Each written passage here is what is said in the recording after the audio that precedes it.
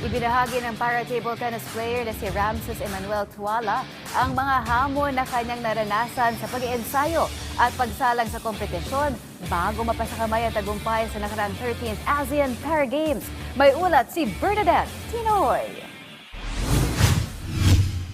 2013 na maglaro si Ramses Emmanuel Tuala ng table tennis dahil hilig na niya ang nasabing sport. May cerebral palsy si Ramses pero hindi ito naging hadlang para madiskubre siya sa kanyang galing at maging parte ng national team.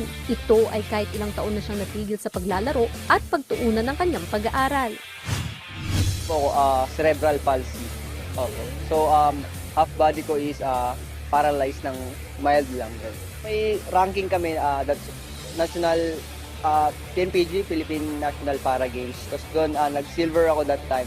3 silver, singles, mix at men's doubles, tsaka Singles, mixed doubles, saka doubles. doubles. Ngayong taon sumalang si Ramses sa 13th ASEAN Para Games sa bansang Thailand kung saan nabuksan niya ang tansong medalya sa men's doubles event. Dahil dito isa rin si Ramses sa mga para-athletes na pinarangalan ng Philippine Sports Commission. Ayun, masarap sa feeling, syempre, kasi yung lahat ng hirap ko and nag-paid off lang lahat.